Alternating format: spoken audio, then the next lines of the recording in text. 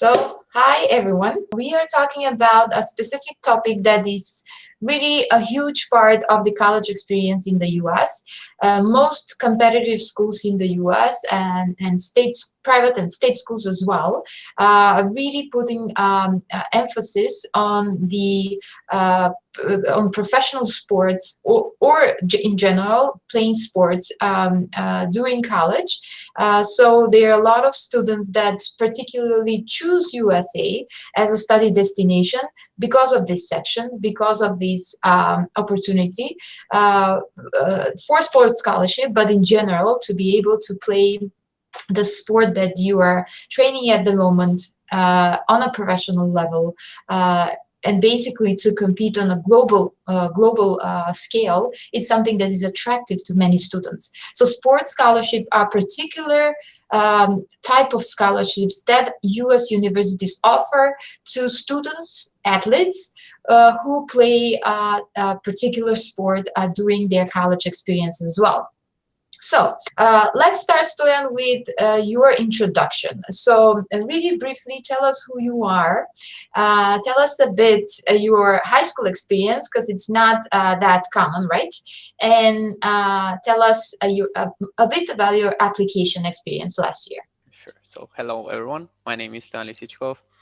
I am now 20 years old and I applied to many colleges. I went there. I played high school basketball in California. I played prep basketball in Dallas and Miami. So I know like how it goes. So my experience like when I was in high school was it's different. Here you're a star, right? And you think, oh yeah, I'm just gonna go there and it's gonna be perfect. But it's not that. It's not like that, because there's like 12 other guys in your team that were stars in their own country. So when they go there, they think like they're the best, just like you think that you are. And there's like a huge competition here. Let's go to the next question. You played basketball, but tell us, all the rest of the sports that are offered at universities in the US. What other types of sports are there that the students can practice or play? So mostly, like let me first. I want to talk first about the leagues. So they will know which one. So there's NCAA basketball. There's NIIA, not basketball. NCAA sports, NIIA sports, and there's JUCO, right? So there's like different levels of. You have NCAA Division 1, Division 2, Division 3, right? There's Division 1 is the best. Division 2 is second. Division 3 is mostly academic schools, so they don't give athletic scholarship. So if you really want to go for athletic scholarship, Division 3 is not really an option for you at this particular time. But hopefully you can get a full academic scholarship in Division 3 basketball, right? So then there's JUCO. JUCO is junior colleges. There's you can play 2 years there, and if you really show that you're good, they can get you there, right? So now on the topic of the sports, there's like literally almost any sport that you can think of. So they can give you a full. I have friends that have full athletic scholarships for tennis, for example, or volleyball. Like if you're really good in this region in Europe in volleyball, you can for sure get a scholarship in America. But because there's not a lot of players that think, oh, you know what, I'm just gonna go to America and play volleyball or play soccer. Do you remember your start when you were making your college list? Did you know where you wanted to go? Because you had that American experience, academic experience a bit in high school. So did you have a favorite states or universities? Yes, I had a lot of universities that I really wanted to go, because when you're there, right, you go and visit.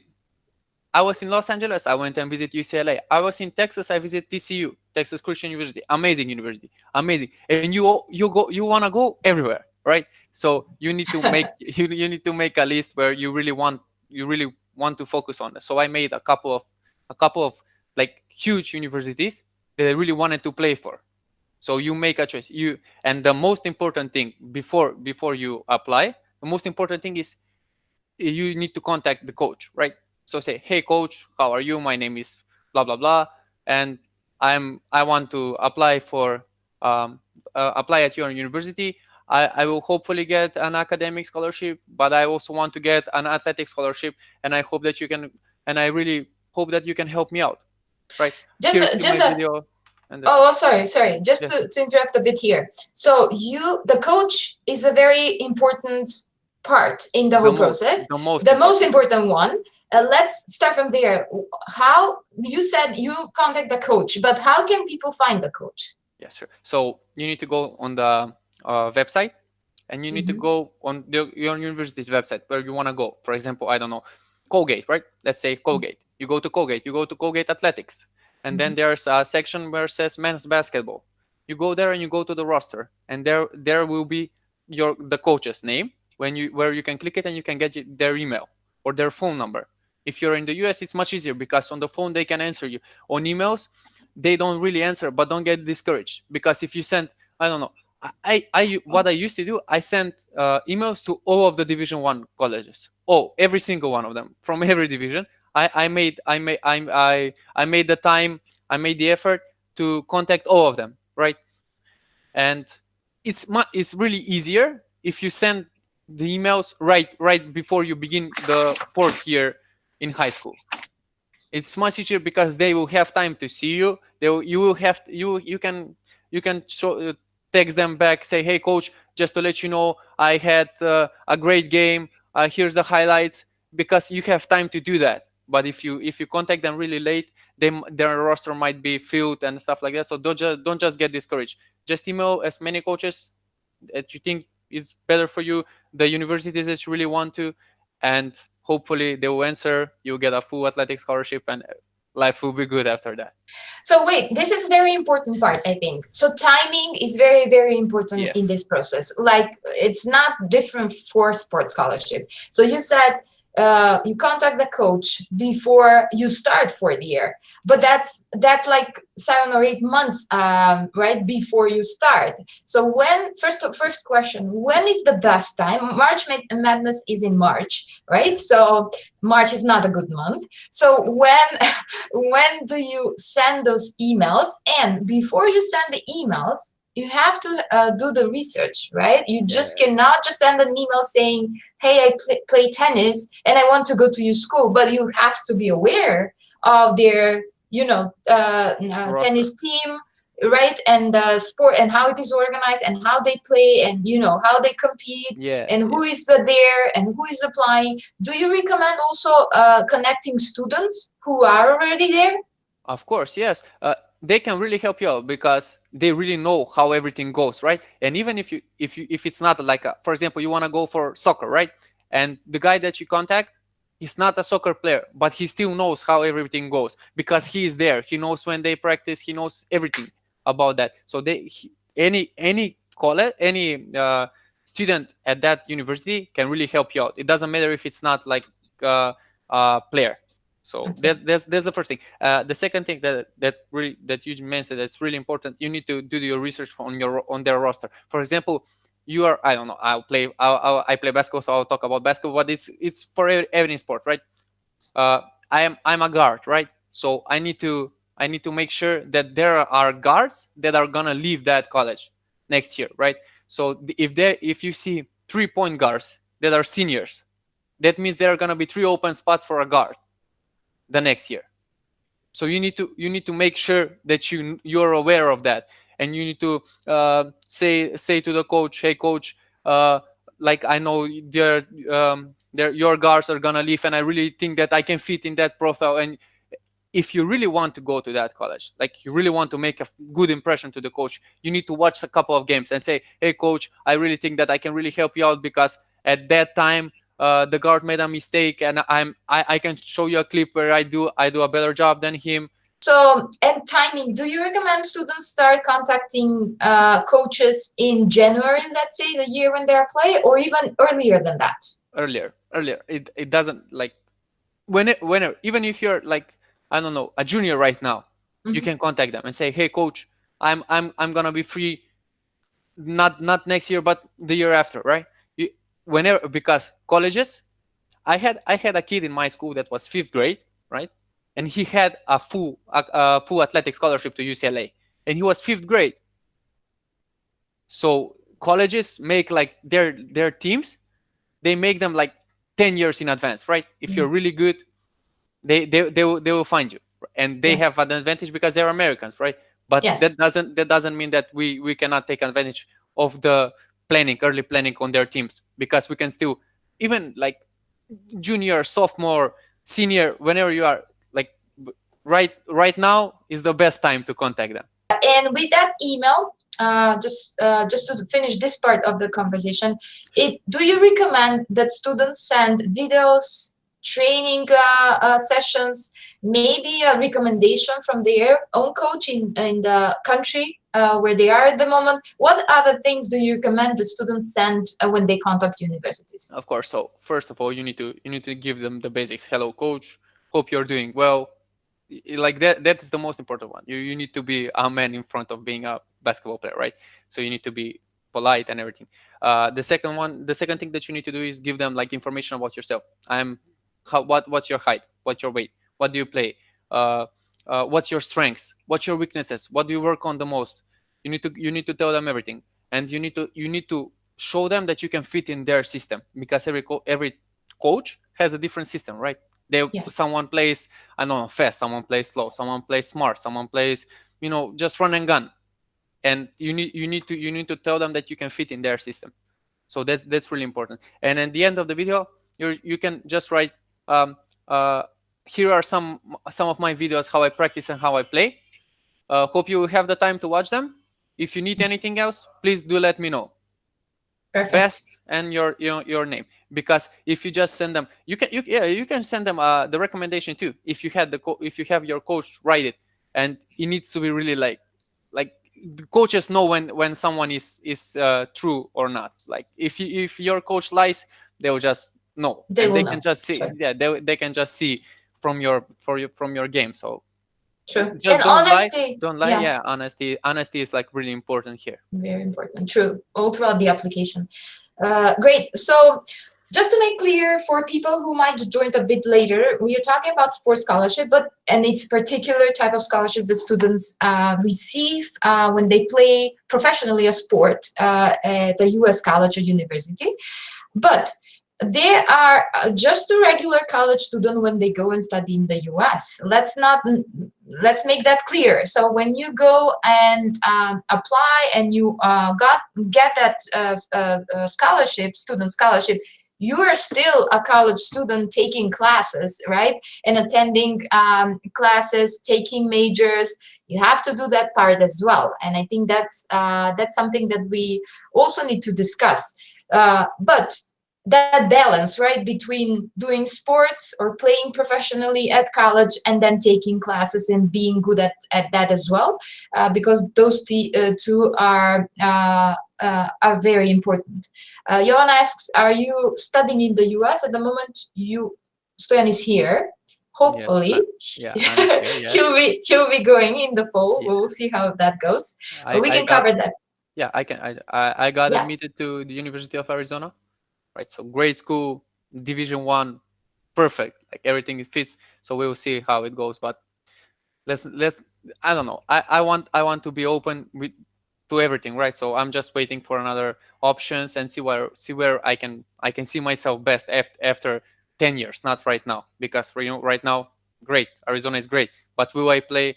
What can I major there? Everything goes into account. You cannot just choose a school because it's huge, right? Oh, UCLA gave me an offer. I'm just gonna take it, and then you're just gonna sit at the end of the bench and you're not gonna play. So that's not really smart. You need to consider your options really, really, really, really good. So think, and then decide. Don't just decide because of the school is good and it's great and everything.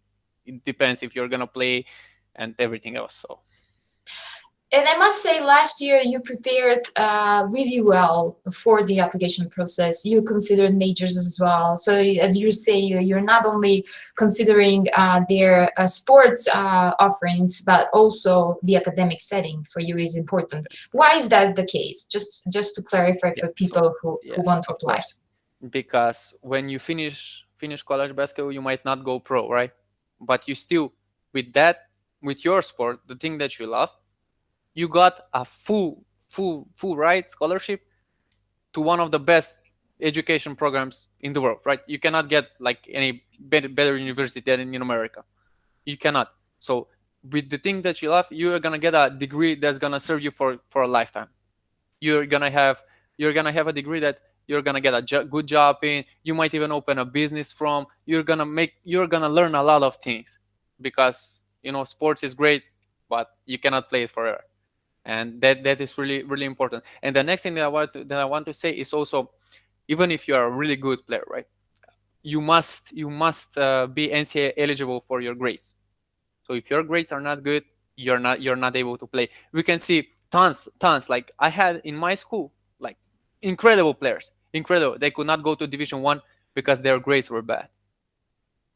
Yeah. And if you're not eligible, the college doesn't want you because you cannot play, right? So you need to be eligible in that sense with the grades too. So you got a athletic scholarship right now for a university.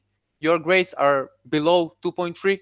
You're not gonna be able to play. So it depends from college to college, right? From Duke it's 1.8. From Stanford it's 2.5. Your grade average that you cannot play if you're above or below. If you're above, that's great, but if you're below, you cannot play. So that goes into account as well. And if the school that you go to doesn't have your major, and you study something that you don't want to, maybe your grades are not going to be that good. And if your grades are not going to be that good, you're not going to be able to play, and you're going to lose your scholarship. And yeah. And a GPA is important. It's also a guarantee for universities that you will succeed, right? It's one thing that they recruit you as a really great athlete, but once you're at their campus, they want to make sure that you will finish university, right? exactly. That you will not drop out, that you will succeed academically as well. So that's why that GPA, that's why studies are important as well. But when we put things like this, so for students athletes at a U.S. University, they have to do sports.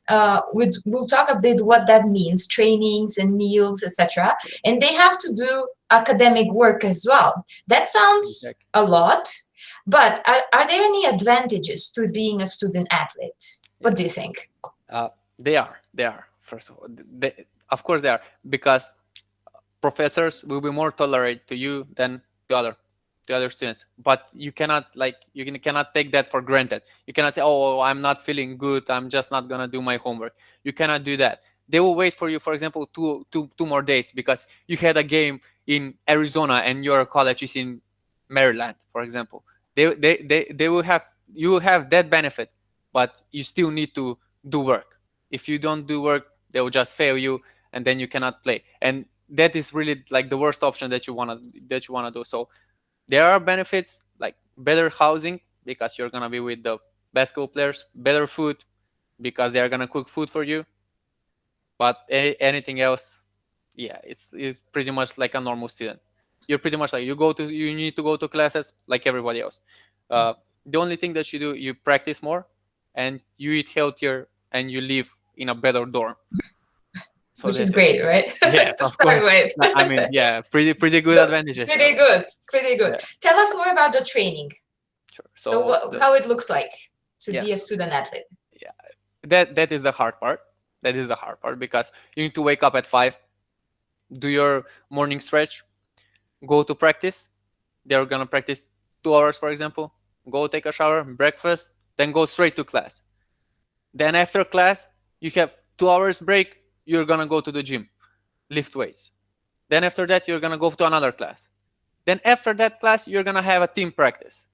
So you won't have that much free time. For example, my day started at 5:15. I would wake up at 5:15. My bus leaves at 5:30, and I had a practice until 8. So then I go back, shower, eat breakfast, start school from 9, have an hour and 15 minutes break for lunch. You won't have time for lunch because you go to the gym, lift weights, then have another classes, then go to practice, and I would be done at like 7 or 8 at night. And then you're not free because you need to do your homework, you need to study for tomorrow. So it's hard. I'm not saying it's easy, but it's really like a good thing for you because you're gonna get a full ride scholarship. So, and you're gonna do the thing that you love, because sports, you play because you love them, right? I cannot live without basketball. I play basketball all day, every day. So that is it. If you really love that, you won't find it difficult. Mila asks, when you initially contact coaches, should the email be short and concise, or should it explain the whole situation you are in? Right. So you need to say the short is better, because if they want to, they can ask you more. That's what I said. You need to say the basics. You need to give them information about yourself. You need to show them clips. If you have a recommendation, that would be great. Just drop that in the recommendation, and at the end, just tell them, if you need anything or you want to find out anything more, please do let me know, and I will gladly talk to you, right? Because if it's a huge, they don't have time, right? They read mails maybe 30 minutes a day when they come, while they drink their morning coffee. And if they see a huge mail, they're just not gonna read it, they're just gonna skip it. Yeah, and that's the initial one we talk. And Yes. Just to clarify one more time, that if you are applying this year, now is the time to send an email. Don't wait further than, because it's April now, and you're applying in maybe October or November or December. So you don't really have a lot of time to postpone that. So if you are really applying and preparing, now is the time to contact the coaches. That's Let's why see. I said today, right now is the best time. Like right now is the best time. Right, 1 minute after this, and maybe some other player will contact them and they will give him a full ride scholarship, and you will lose everything. So yeah, Joanna has a really interesting question. How do you present yourself as a unique candidate? You mentioned a couple of times how you can stand out from the crowd, right? As a sportsman, colleges receive many applicants, she says. So how do I stand out? Yeah, sure. So that's unique for everyone, right? Everybody is different. So you need to find something that you're really good at, and just present that in a charismatic way so they can see it. I was talking like with all of the colleges that I did, and I even dropped some jokes in there just so they know. I mean, not any kind of jokes, just something that just something that they will feel that you talk the truth, right? So I would say anything that you do that is unique for yourself, you need to drop that in. Anything that you do that is unique, anything that any other person doesn't do, you need to say that. So it's really a good question. It's a great question. How do you stand out? Yes, but I think be honest, and you will, because a lot of the students are not. Be honest, what you are, be true to yourself, and you will stand out. True. And because as for some of the people who are new and haven't heard of competitive college club, I have to mention that Stoyan was also part of it. He's an alumni. That's a 1-year preparation program. And why is it a 1 year? Because many things in the application, when you send it out to universities, really take time. So in order to, there is not a quick answer to that, or a tip or trick you can do in order to stand out. I think it's a process. So to stand out means, let's say, as a sports person, as a sportsman or a woman, you are unique in, maybe you have special skills, as Stoyan said, right? He mentioned that some of his at the beginning as a guard, but then maybe you do community work. Maybe you are engaged in an organization at your school or at your city or on a national level. Maybe also you are good at some subjects, right? Being academically great or being smart and being a really successful sports person, it's not an exclusive, it is possible. It's not something that can be mutually exclusive. So maybe you're good at math and basketball at the same time. That makes you unique, right? Maybe you had an experience, some international experience. You travel a lot, you visit other countries. Anything that you do that has an impact in your community or your life and how you help others, that can be put as an extracurricular effort, anything outside school that can make you stand out. So this is something we discuss a lot, and yes, it's a really important question, but think of it this way: find ways how you will expand your skills. Put them in your CV regularly. We do monthly reports, which means every month, whatever you do outside school that is important, write that on paper, because you forget things. After 8 months when you apply, you probably don't remember if you volunteered a day to help somebody with a local organization. So you put a lot of things on paper throughout the months when you prepare to apply. At the end, you'll have a better picture of what makes you unique. You know, maybe you're helping your parents in their business. All the things you do that really are your strengths in a way. You have to find those and emphasize those in the application. Yes, I just two more things. The first thing is, in my application, I even put how I watched over my grandma when she fell, and I'm always there. Like anything that stands out, even that kind of things. If you show yourself, if you show your true yourself, they will know. So True. Whatever. And the second thing that I really want to say, you just said it. If you're really good in school and you want an academic and athletic scholarship, most colleges will give it to you because their athletes, some of the best athletes, are not really good at school, right? And they need to have their average GPA higher, right? So their school can compete again. And if the three best players are not having a good grades, they will really want you with a good GPA, so you can bump that GPA of the team up. Yes. Right? So that is really important. If you're really good at some subject and you're, I don't know, 4.0 GPA, great, SAT 1400, or any, like, it doesn't matter, the SAT, it's really important. But even despite if you have like anything lower, you can still drop that in, and the colleges really want you because that GPA needs to be bumped up, right? So if you have a good GPA, you will have higher chances to get in. Yeah, and just to wrap up things, let's say I'm a student at the moment interested to apply for a sports scholarship, and you mentioned a couple of websites. I can go after this webinar and look for information.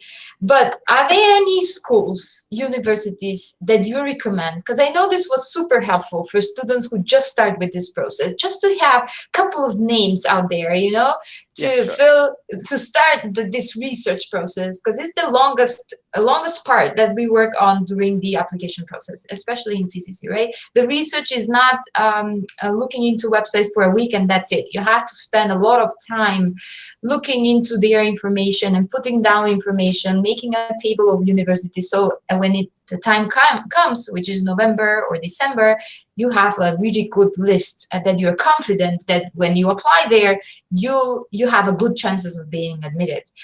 So any advice for schools where students can start? Of course, sir. So it depends. Like some students go like by state. They really want to go to California, right? So they check all the California schools. They really want to go to New York. They check all the New York schools. I think the best thing that you can do is like to really think of the school. You need to contact the admissions. You need to contact the admissions officers too, because you cannot just contact the coaches, because the coaches cannot get you in the school. The admission team needs to get you in the school. So you need to also say, just demonstrate interest. Hello, my name is, I don't know, whatever your name is. I want to study here. I already contact the coaches. They're all great. We have communications almost every day, and I really want to let you know that I'm really interested in your school and would love to come. Please, can you tell me can you tell me what do I need more? How can I stand out more? Because they can give you that. Can you get me into contact with any of the students there so I can ask them more questions? That is really, really important, because once you have the coach on your side and the admission team on your side, that's it. You're basically done. Your job is done. Yes, I agree. Sure. Perfect. For some I want to say for myself, like the most surprising thing what I occurred was the Ivy League schools. I didn't thought that they'll contact me or anything, because I even dropped them mails. Almost every Ivy League coach contacted me. So don't be afraid if they are Ivy League. Oh, I'm not gonna get in, or I don't know, it's hard. If you have a good athletic background, you can get into Ivy League schools much easier, because it's really hard to get as a just admission. But if you play athletics and your admissions are great, that academics are great, that would be great, like for you, because almost every coach contacted me. Harvard contacted me, and I was like, what? Harvard? Like, I can never go into Harvard just by my academics. I'm a 4.0 GPA student and everything, but it's hard, right? Yes. So it's very competitive. Yeah. Yes, it's very competitive, but for colleges, like for me, the best thing is just do your research. See, I will just drop some names. TCU, great college. Texas Christian University, gives full ride scholarships, perfect college for athletics. Also, I would say Colgate is really a good school. Colgate is really good because they give also academic scholarships. So if you can combine both of them, that would secure all of the funds that you need to. Colgate is good. I would say just don't just look at the March Madness teams, because they are, you cannot. It's hard. It's hard. They have teams in the next 4 years, right? So if you wanna go to Villanova, their teams are already filled. Or you wanna go to UCLA, their teams are already filled. You cannot, because I told you, they recruit 5-6 years in advance. Yes. Right? So you need to be aware of that too. Johanna also again asks about extracurriculars and are they important in the admission process. Just to clarify a bit and go back at the beginning, the application process is the same for everybody. Yes. What we are talking about is just this extra effort that student athletes do when they contact coaches before you contact the admission office. Otherwise, the whole application process, the preparations, the applications we use, the essay students write, the tests that students take. Stoyan took the SAT, took the TOEFL, anything that was necessary. He actually went through the same process as the rest of the group who applied to biology major or chemistry major. It's the same for everybody, for international students and for Americans. So the only advantage is that you have a talent, so that you are actually in the category of talented students, that you qualify also for sports scholarships. That's the difference between student athletes and a regular student who applied to a US campus. So resume, extracurricular activities, Everything. What you do outside school, community work, that's crucial, especially for American universities. And just to answer that, why is that important? Because when you see an American campus, when you realize how a campus life works and you see hundreds of organizations, then you'll realize that what you do outside school is important for them, because they hope you will continue with the practice when you become their student. So if you are volunteering in Red Cross now, you will continue probably volunteering in some other humanitarian organization out there. So they want to use your potential, right? Your interests and hobbies at the moment to